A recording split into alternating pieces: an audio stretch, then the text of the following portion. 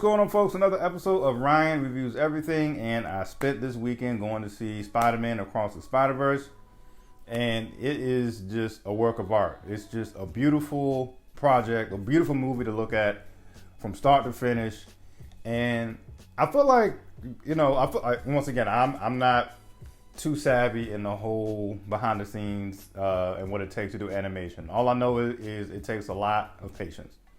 But I feel like watching this movie and the previous one for that matter, I really feel like it's like I really feel like they're taking pride in breaking the rules in some way. Like, I feel like, like if you were to take an animation class, like one of the top rules would be like, just keep it, whatever your art style is, just keep it consistent. I feel like that would be a rule. And if anything, you could break it a little bit, like Who Framed Roger Rabbit, for example. You have some live action stuff with some cartoons mixed in there, whatever the case is, or Cool World is another example. Anyway, I feel like just with the many various art and animation styles that you see in one movie, such as Across the Spider-Verse, I feel like that's another thing that just makes it beautiful. I'm talking about, you got animations from Legoland, you got the old school comic Batman in here, you got the Rockstar Spider-Man guy named Hobie, who was played by Daniel Kaluuya. So I feel like just the fact that they have so many different animation styles, that just makes it all the more beautiful. And I feel like it, they take pride in seeing how much or how many variations they could, fit into one movie. And I love that. I thought it was amazing. For those who aren't familiar with it,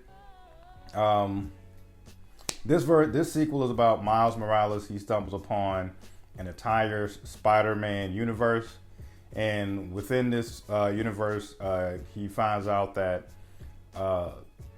his idea and the rest of the Spider-Verse community or whatever have two completely different ways of approaching a threat to the Spider-Verse.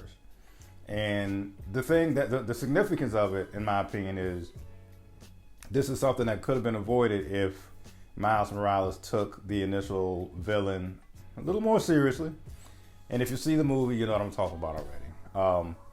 But that's what the movie's about. I really enjoyed it. I loved they brought, some of the returning voices from the initial movie. And we definitely got plenty of new characters in this one. And that's another thing. Of course, I'm rooting for Miles Morales, I'm rooting for Gwen Stacy. I love their stories.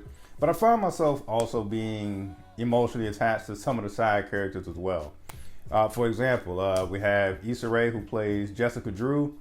And every time Jessica Drew is in action, in the back of my head, I'm like, will someone tell her to sit her ass down before she hurts herself and the baby?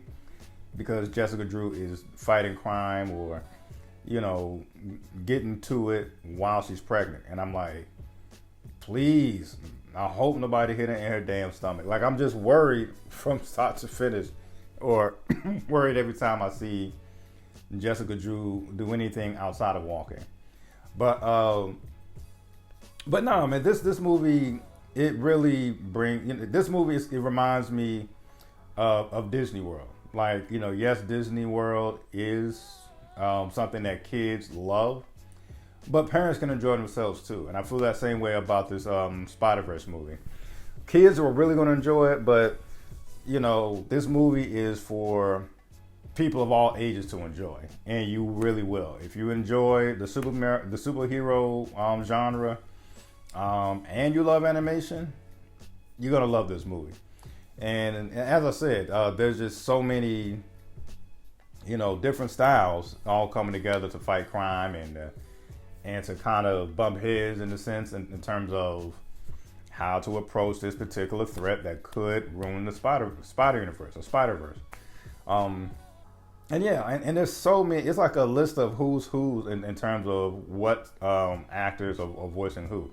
Like I said, I already mentioned Issa Rae and Daniel Kaluuya. You have Andy Samberg in here, Oscar Isaac, who I forget the actual She's a Spider-Man from like 2099, and he's one of the main, not villains because he's a Spider-Man, but he's one of the main characters who has a problem with Miles Morales' approach to things.